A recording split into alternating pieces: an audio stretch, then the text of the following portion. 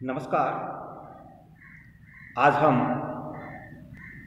भारत के जलवायु से संबंधित अध्ययन करेंगे। भारत विश्व का 7वां सबसे बड़ा देश है क्षेत्रफल के हिसाब से, और जितनी विविधता भारत में देखने को मिलती है, चाहे वो धरातलीय उच्चावच से संबंधित हो, चाहे वो वनस्पति से संबंधित हो, चाहे वो मिट्टी से संबंधित हो, ये विभिन्नताएं भारत देश में देखने को मिलती हैं। तटवर्तीय क्षेत्र एक महत्वपूर्ण भूमिका निभाता है जलवायु को प्रभावित करने में। तो इस कारण से भारत में विभिन्न प्रकार की जलवायु देखने को मिलती है, और ये जलवायु भारत में कहीं आपको निम्न तापमान देखने को मिलते हैं पूरे साल भर, कहीं आपको औसत तापमान तटवर्तीय क्षेत्रों में देखने को मिलते हैं। राजस्थान का पश्चिमी भाग एक ऐसा क्षेत्र जहां आपको दैनिक तापांतर ज़्यादा देखने को मिलते हैं। कहीं आपको मेघालय में विश्व की सर्वाधिक बारिश देखने को मिलती है। तो इस प्रकार विभिन्न जलवायु हम भारत में देख सकते हैं, और इन जलवायुओं को हम भारत के संदर्भ में जब बात करते हैं तो भारत की जो पूरे साल भर में जो ऋतुएं पाई जाती हैं उनको 4 भागों में हम विभाजित करते हैं, जैसे शुष्क ग्रीष्म ऋतु, आर्द्र वर्षा ऋतु, शरद ऋतु और शीत ऋतु। लगभग 3-3 महीनों का इन ऋतुओं का समय होता है, और इन सभी ऋतुओं में तापमान, वायुदाब और वर्षा का जो वितरण है वो अलग अलग देखने को मिलता है। इसी संदर्भ में जब हम भारत की वर्षा की बात करते हैं, क्योंकि वर्षा काल भारत में महत्वपूर्ण होता है और इसी पर भारत की कृषि आधारित होती है, तो यहाँ हम भारत को 4 ऋतुओं में बांटते हैं, जिनमें मुख्य वर्षा ऋतु होती है।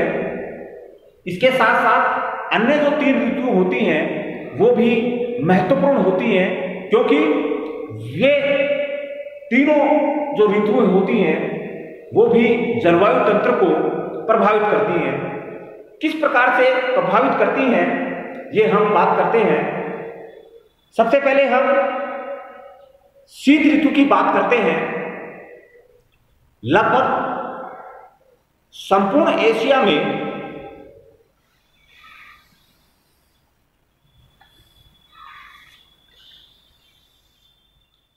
निम्न तापमान की स्थिति शीतकाल में देखी जाती है, और इस निम्न तापमान के कारण मध्य एशिया का जो भाग है, मध्य एशिया का ये जो भाग, यहां पर उच्च वायुदाब की पेटी विकसित हो जाती है। कम तापमान के कारण उच्च वायुदाब की पेटी यहां विकसित होती है, जिसके कारण से यहां मौसम सुहावना देखने को मिलता है, स्वच्छ आकाश देखने को मिलता है, और हल्की हल्की हवाएं चलती हैं, और निम्न आर्द्रता वायुमंडल में मौजूद होती है। यह शीत ऋतु की विशेषता यहां देखने को मिलती है। साथ ही जब हम तापमान की बात करते हैं, भारत के संदर्भ में हम बात कर रहे हैं, तो यहां भारत में लगभग मैदानी क्षेत्र में, पूरे के पूरे मैदानी क्षेत्र में औसत रूप से कम तापमान मैदानी क्षेत्र में हो जाता है। फलस्वरूप यहाँ पर उच्च वायुदाब का केंद्र विकसित होता है। साथ ही कभी कभी यहां ठंडी हवाओं का दौर भी चलता है, जिसके कारण से हम ऐसी हवाओं को शीत लहर का नाम देते हैं। पूरे मैदानी क्षेत्र में ये जनजीवन को प्रभावित करती हैं। जब हम इस ऋतु में वर्षा की बात करते हैं तो वर्षा केवल मैदानी क्षेत्र और कोरोमंडल तक, मैदानी क्षेत्र और कोरोमंडल क्षेत्र को छोड़कर लगभग सभी क्षेत्रों में वर्षा नहीं होती। ये विशेषता भारत में शीत ऋतु में देखने को मिलती है। अब हम बात करेंगे शुष्क ग्रीष्म ऋतु की, जिसको हम वर्षा ऋतु और शीत ऋतु का मध्यकाल भी नाम देते हैं। ये ऋतु मानसून से पहले का समय होता है और ये हमारे मानसून को भी प्रभावित करता है।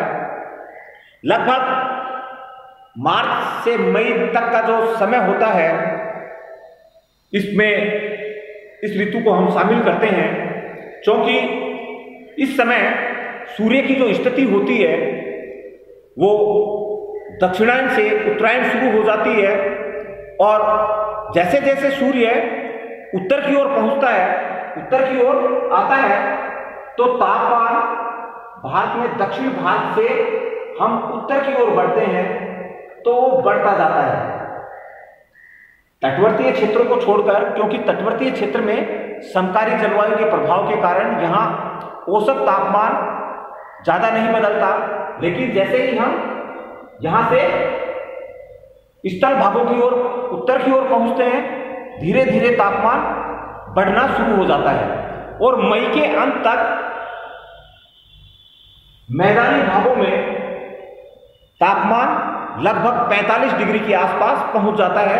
और यहां भी पश्चिमी राजस्थान, पेशावर से सटा हुआ क्षेत्र, यहां पर तापमान उच्च होने के कारण निम्न वायुदाब का केंद्र बन जाता है और ये लगभग 997 मिलीबार के आसपास पहुंच जाता है। तो शुष्क ऋतु, शुष्क ग्रीष्म ऋतु में पश्चिम की ओर से आने वाले जो चक्रवाती हवाएं हैं, जिनको हम पश्चिमी विक्षोभ भी नाम देते हैं, आंधियों के साथ यहाँ मैदानी क्षेत्रों में बारिश संपन्न होती है। लेकिन ये पश्चिमी बंगाल और असम में पश्चिमी विक्षोभों से जो बारिश होती है उसको हम नॉर्वेस्टर,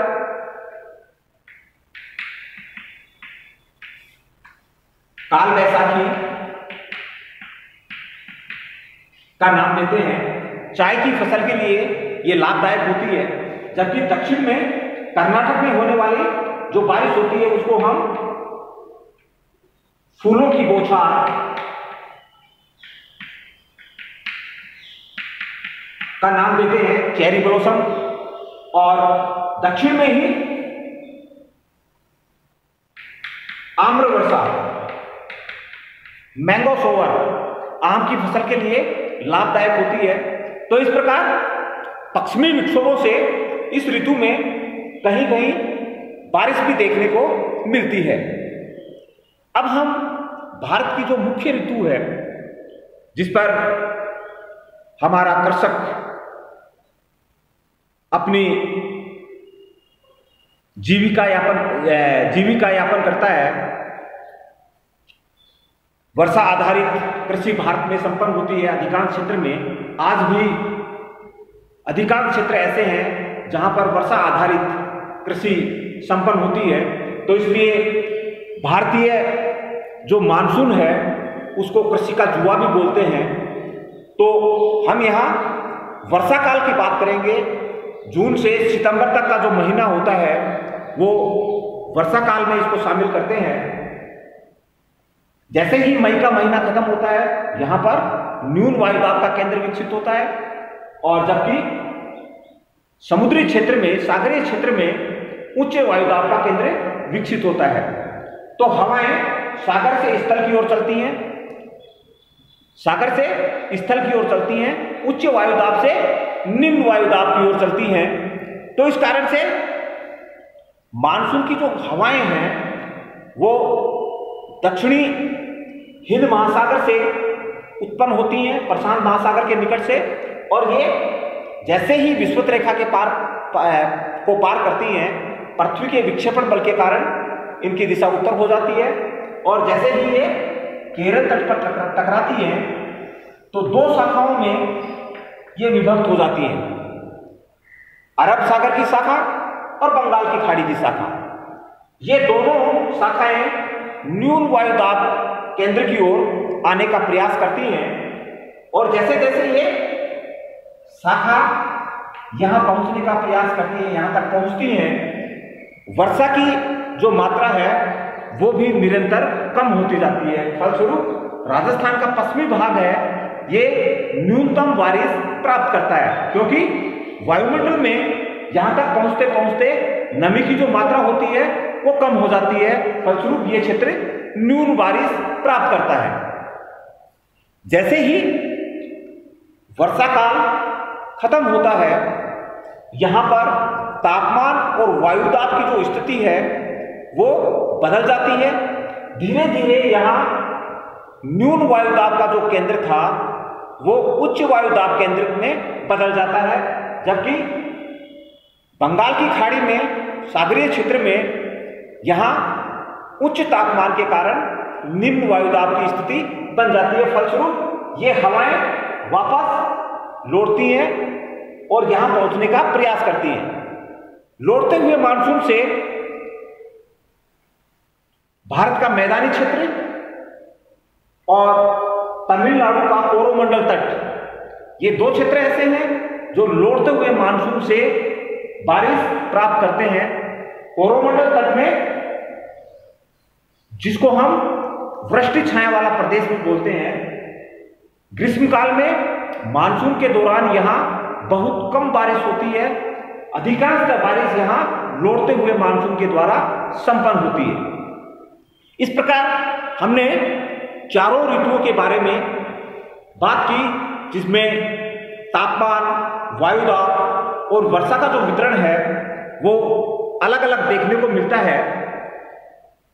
इसी संदर्भ में जब हम वर्षा वितरण की बात करते हैं, चारों ऋतुओं में औसत कितनी वर्षा किन क्षेत्रों में हुई, तो उस आधार पर हम भारत को हम न्यून वर्षा वाले क्षेत्र, मध्यम वर्षा वाले क्षेत्र, अधिक वर्षा वाले क्षेत्र, इनमें विभाजित कर सकते हैं। तो भारत के ये क्षेत्र, कहीं पर आपको ज्यादा बारिश देखने को मिलती है, कहीं आपको कम बारिश देखने को मिलती है। तो ऐसे क्षेत्रों में न्यून बारिश के जो क्षेत्र हैं उनमें पश्चिमी राजस्थान, कच्छ, पंजाब का दक्षिणी हिस्सा और हरियाणा का उत्तर पश्चिमी हिस्सा ये न्यून बारिश प्राप्त करता है। साथ ही साथ सौराष्ट्र और विदर्भ का जो क्षेत्र है वहां पर भी बारिश कम होती है, लेकिन इसकी अपेक्षा यहां बारिश ज्यादा होती है। यहां औसत रूप से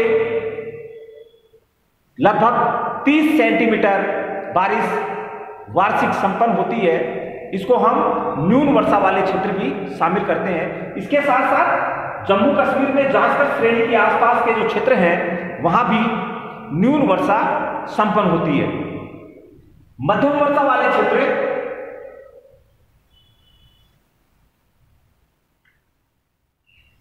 छोटा नागपुर के पठार के आसपास का क्षेत्र,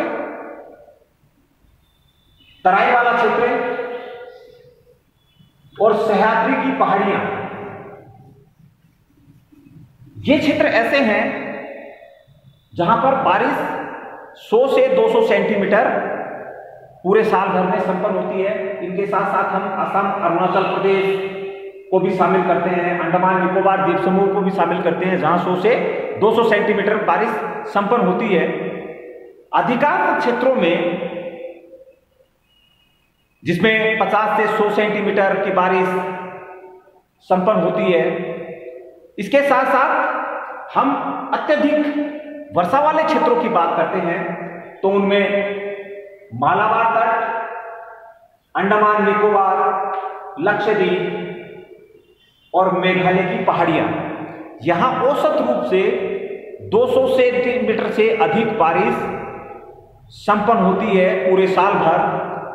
यहां मौसिनराम 1141 सेंटीमीटर बारिश प्राप्त करता है, इससे ज्यादा भी बारिश संपन्न होती है, लेकिन औसत रूप से 1141 सेंटीमीटर मौसिनराम में बारिश होती है, जो विश्व की सर्वाधिक बारिश हम कह सकते हैं।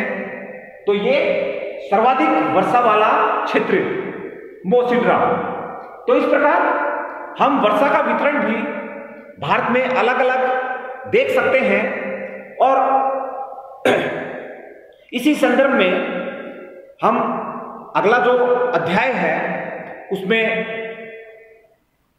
भारत की जो जलवायु है जिसको प्रभावित करता है मानसून, उसकी उत्पत्ति और उससे संबंधित जो सिद्धांत हैं उनकी चर्चा करेंगे, उनकी बात करेंगे। Thank you.